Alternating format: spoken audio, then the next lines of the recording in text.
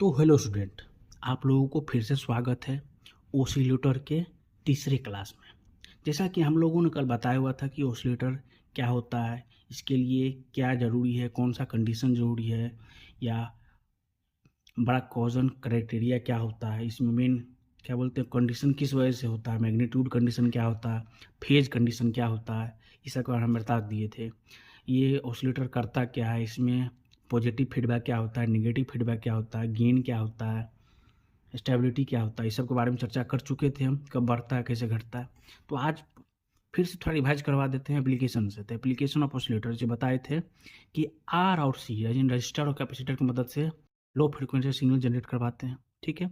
Inductor और capacitor की मदद से हाई फ्रिक्वेंसी सिग्नल जनरेट करवाते हैं। और ओप एम्प से क्या होता है, फिक्स स्टेबल फ्रिक्वेंसी जनरेट करवाते हैं, ठीक है। इसका मेन एग्जांपल या oscillator is use quad watch का ये क्या करता है, यूज करते हैं। इतना तक तो बता दिए थे हम। तो चलते हैं इससे आगे कि और भी इसका एप्लीकेशन क्या क्या हो सकता है। तो इसका और एप्लीकेशन है कि oscillator are also used in decorative light और डिस्को लाइट। जैसा कि आप लोग शादी ब्याह में देखते होंगे, डिस्को में जो देखते होंगे रोटेट करता है लाइट और भुक भुक करते रहता है। Oscillator are used in alarm और बजर। अलार्म तो देखे होंगे, और बजर भी एक प्रकार का अलार्म ही होता है, उसी प्रकार उसमें भी देखे होंगे। Oscillator are also used in microwave and micro processor circuit to in generate clock frequency. ये जो क्या है, फिर क्लॉक फ्रिक्वेंसी को भी जनरेट करवाता है, ठीक है। इसके बाद बता रहा है oscillator are used in inverter, computer, ultrasonic system. आप एक चीज़ को हम बताए थे पहले क्लास में भी और दूसरे क्लास में भी कि ऑसिलेटर क्या होता है, डीसी को एसी में चेंज करता है। तो ये भी एक प्रकार से जब ये डीसी और एसी करता है तो आप क्या हो जाता है, इन्वर्टर हो जाता है। ये तो आपको पता ही है, ठीक है। तो चलते हैं आगे कि ऑसिलेटर को कितने भागों में बांटा गया है और कैसे बांटा गया है, ठीक है। तो चलिए हम बताते हैं कैसे क्या होता है। तो देखिए यहाँ पर क्लासिफिकेशन ऑफ ऑसिलेटर। तो ऑसिलेटर को दो भागों में बांटा गया है। कौन कौन? ऑडियो फ्रिक्वेंसी ऑसिलेटर यानी एएफ ऑसिलेटर और रेडियो फ्रिक्वेंसी ऑसिलेटर यानी आरएफ ऑसिलेटर, ठीक है। ऑडियो फ्रिक्वेंसी ऑसिलेटर और आरएफ ऑसिलेटर इसको दो तरह से इसलिए बांटा गया है, जैसा कि हमको बताए थे, हम आपको पहले पिछले वीडियो में बताए थे कि लो फ्रिक्वेंसी सिग्नल जनरेट करवाना और हाई फ्रिक्वेंसी सिग्नल जनरेट करवाता यानी फ्रिक्वेंसी सिग्नल जनरेट कराते हैं। तो लो फ्रिक्वेंसी के लिए ऑडियो फ्रिक्वेंसी यानी ऑडियो फ्रिक्वेंसी ऑसिलेटर हो जाता है, और हाई फ्रिक्वेंसी के लिए रेडियो फ्रिक्वेंसी ऑसिलेटर होता है। तो ऑडियो फ्रिक्वेंसी को दो भाग में बांटा गया है। एक है phase shift oscillator. Phase shift से पता चला गया यानी एंगल की बात कर रहे हैं, यानी फेज शिफ्ट चेंज होगा या नहीं होगा उसके बारे में बताएंगे। Wien bridge oscillator, Wien bridge के बारे में पढ़े होंगे नेटवर्क में भी या कहीं और किसी और टॉपिक में भी। तो वेन ब्रिज ऑसिलेटर हो जाता है, ठीक है। अगला है आपका रेडियो फ्रिक्वेंसी ऑसिलेटर।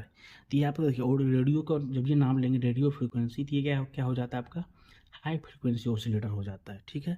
तो हाई फ्रिक्वेंसी ऑसिलेटर को कितने भागों में बांटा गया है, तो चार भागों में बांटा। कितने भागों में? चार भागों में। कौन कौन से? तो यहाँ देखिए, रेडियो फ्रिक्वेंसी ऑसिलेटर जो होता है वो क्या होता है, उसका चार टाइप है। Hartley oscillator, कॉलपिट oscillator, clap oscillator और क्रिस्टल ऑसिलेटर। ये उसके चार टाइप हैं, ठीक है। तो चलते हैं कुछ हम पहला टाइप पढ़ लेते हैं। कौन सा? लो फ्रिक्वेंसी ऑसिलेटर के बारे में, यानी ऑडियो फ्रिक्वेंसी ऑसिलेटर, यानी ऑडियो फ्रिक्वेंसी ऑसिलेटर बोलिए या लो फ्रिक्वेंसी ऑसिलेटर भी बोल सकते हैं। तो ऑडियो फ्रिक्वेंसी ऑसिलेटर क्या होता है, तो these oscillator are made up by feedback circuit that is combination of R and C. यानी कहने का तात्पर्य है कि ऑडियो फ्रिक्वेंसी ऑसिलेटर को बनाने के लिए फीडबैक सर्किट लगाना पड़ेगा। यदि किसी भी सर्किट में फीडबैक लगाते हैं तो ऑसिलेटर बनेगा, लेकिन कौन सा ऑसिलेटर, सो देखिए ध्यान से। ऑडियो फ्रिक्वेंसी ऑसिलेटर बनाने के लिए आर एन सी, यानी आर एन सी कहने का तात्पर्य है लो फ्रिक्वेंसी ऑसिलेटर, यानी रजिस्टर और कैपेसिटर की मदद से हम बनाते हैं। ऐसा हम बता चुके थे आप लोगों को। तो there oscillator generate low frequency oscillator, ठीक है। यदि आप कह रहे हैं अगला क्या है उसका टाइप, पहला फेज शिफ्ट ऑसिलेटर, यानी there are the oscillator that having zero phase shift for loop gain. Loop gain जो होता है ना उसका जीरो फेज शिफ्ट होता है। In this circuit the feedback network consist of there R and C stage.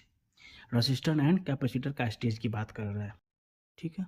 तो बता रहा है अगला, in this 3 RNC stage, each stage of RC provided 60 degree phase shift, यानी फीडबैक सर्किट में जो हम रजिस्टर और कैपेसिटर जो लगा रहे हैं, तो रजिस्टर कैपेसिटर पर 60 डिग्री फेज शिफ्ट देता है। यानी हम कितना स्टेज यूज कर रहे हैं, 3 स्टेज यूज कर रहे हैं, यानी 3 बार रजिस्टर और 3 बार कैपेसिटर यूज होगा।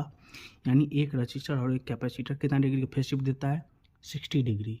तो हम 3 लगा रहे हैं, यानी 60 को 3 बार से मल्टीपल करेंगे, कितना हो जाएगा, 180 डिग्री का फेज शिफ्ट देता है। कौन देता है, फीडबैक सर्किट। ठीक है, तो that is total phase shift provided by feedback network is 180 degree. इतना समझ में आ गया आप लोग को। जैसा कि मैंने क्लासिफिकेशन में बताया कि क्या बताया, 2 प्रकार के ऑसिलेटर होते हैं, ऑडियो फ्रीक्वेंसी ऑसिलेटर और radio frequency oscillator. Audio frequency क्या करता है, लो फ्रीक्वेंसी को जनरेट करवाता है। लो फ्रीक्वेंसी जनरेट करवाने के लिए कौन सा सर्किट की ज़रूरत होता है, एलिमेंट की, तो रजिस्टर एंड कैपेसिटर। और उसके बाद है रेडियो और एक फ्रीक्वेंसी ऑसिलेटर। ये क्या होता है, हाई फ्रीक्वेंसी ऑसिलेटर होता है। ठीक है, ये क्या होता है, हाई फ्रीक्वेंसी जनरेट करवाने के लिए क्या करता है, इंडक्टर और कैपेसिटर की मदद से हाई फ्रीक्वेंसी जनरेट करवाता है।